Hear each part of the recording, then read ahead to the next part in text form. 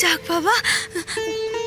দিদি, তিনি তোমাকে জিজ্ঞেস করলেন না তুমি কে, কোত্থেকে এসেছো? না রে রাঙা, আমি আমার পরিচয় লুকিয়েছি। বেশ করেছো, বেশ করেছো তুমি। জয় বাবা ভোলানাথ, জয় বাবা। দিদি দাঁড়িয়ে থেকে নে, তুমি এদিকে এসো, এসো। তুমি তুমি এখানে বসো, তুমি মায়ের নাকের কাছে এটা ধরো। দেখো মা কেমন নীল হয়ে যাচ্ছে।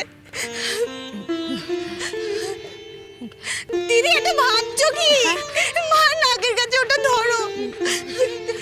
আমি পারবো না। পারবে দিদি, খুব পারবে। তুমি তুমি ধরো। মা, মা শুনতে পাচ্ছেন? আমার কথা কানে যাচ্ছে আপনার? চোখ খুলুন।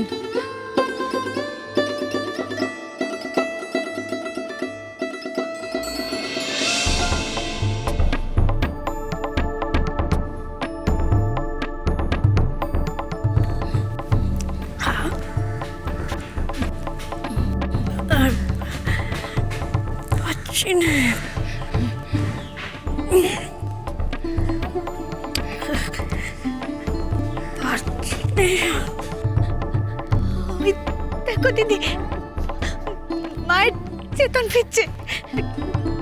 মা,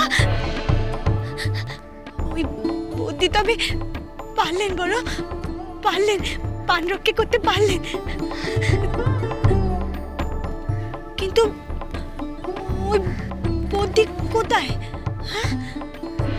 কে জানে বাপু, তিনি তো কইলেন তিনি এক্ষুনি এসে পড়বেন। আমাকে বললেন যে তেনার অনেক বয়স হয়েছে তো একটু হাঁটতে সময় লাগবে, তাই আমাকে ছুটে আসতে বললেন। কোথায় গেল বল দেখি। দিদি তুমি বরং মায়ের নাকের কাছে জড়িবুটিটা ধরে বসো, আমি বরং এগিয়ে গিয়ে দেখি যে কতদূর। তুমি বসো, হ্যাঁ আমি যাই। রাঙা, তুই পারবি তো? এই জঙ্গলের মধ্যে আবার পথ গুলিয়ে ফেলবি না তো? না না, আমি পথ হারাবো না, তুমি চিন্তা করো না। আর আগের থেকে আমার শরীরটাও এখন একটু ভালো আছে। তুমি বসো।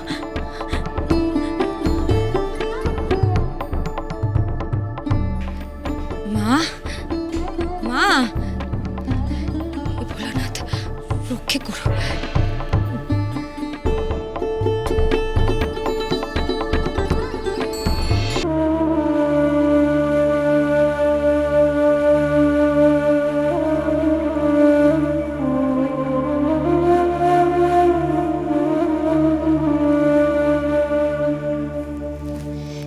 এবার তোমরা ফিরে যাও, আমি একাই যেতে পারবো।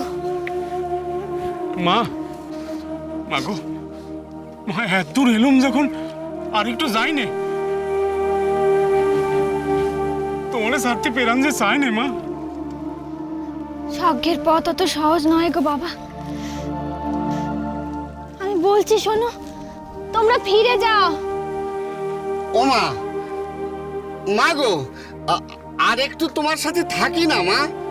বলো সবাই, সতী মায়ের জয়, জয় সতী মায়ের জয়, জয় মা বেহুলার জয়, জয় মা বেহুলার জয়। মা এরা যে পেঁচু ছাড়ছে না, স্বর্গারোহণ করবো কেমন করে?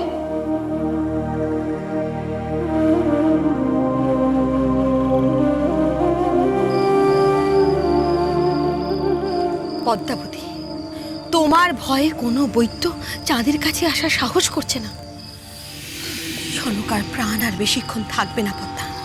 তখন তখন তুমি কি করবে পদ্মা? এই সমস্ত কিছুর জন্য দায়ী ওই মূর্খ চন্দ্রধর বণিক। পদ্মাবতী, বেহুলা লক্ষিন্দরের অস্থির সন্ধান পেয়ে গিয়েছে। এইবার সে স্বর্গপথে যাত্রা শুরু করবে। তুমি একবার চিন্তা করে দেখো পদ্মা, তোমার দেবীত্ব লাভের পথ ধীরে ধীরে আরো পরিষ্কার হচ্ছে।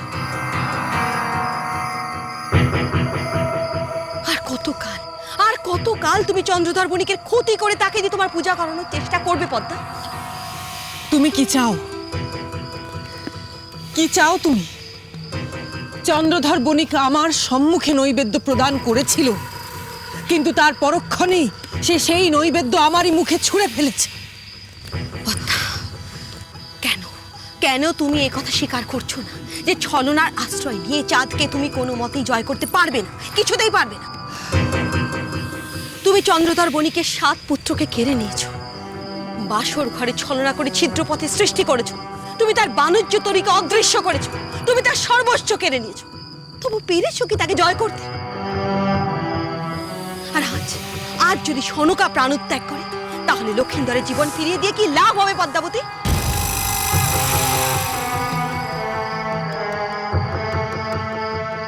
পদ্মা, সনকাই তার পুত্রের জীবন ফিরে পেতে চেয়েছে।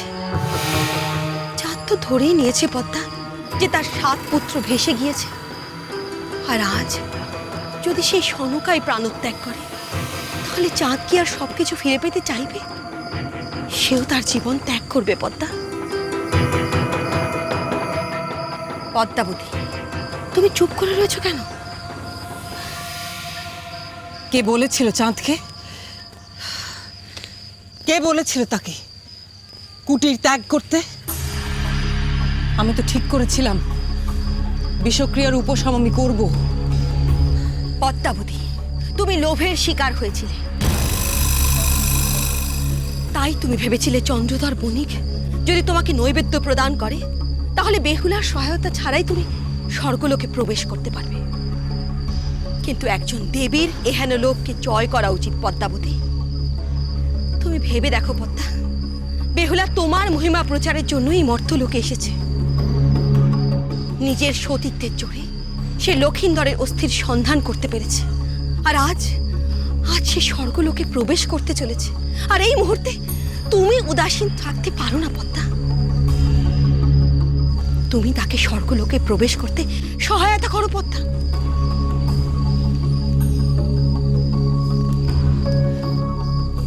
আর চাঁদ, তার কি হবে?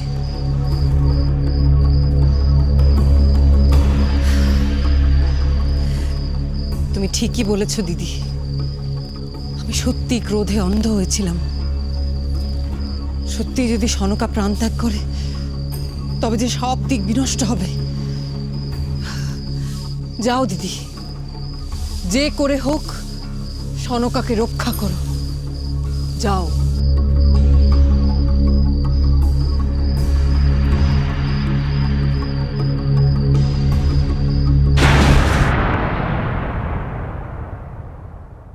মা গো, মা সত্যি কথা কইছি মা, আজ আর তোমার কথা মান্যি করতে মন চায় না। এই পোড়া কপালে পূর্ণি দৃশ্য দেখার কি সৌভাগ্য হবে না মা? ও মা, মা গো, অনুমতি দাও না মা, আর একটু যাত্রা করি তোমার সাথে। কি করে ফেরাবো এদের? কিন্তু এরা থাকলে তো কখনোই সঙ্গে যেতে পারবো না।